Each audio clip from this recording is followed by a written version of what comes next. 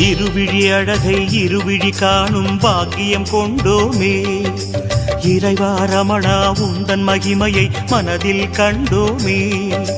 திருமுகம் மலரும் சன்னதி வாசல் பரவசம் கொண்டோமே.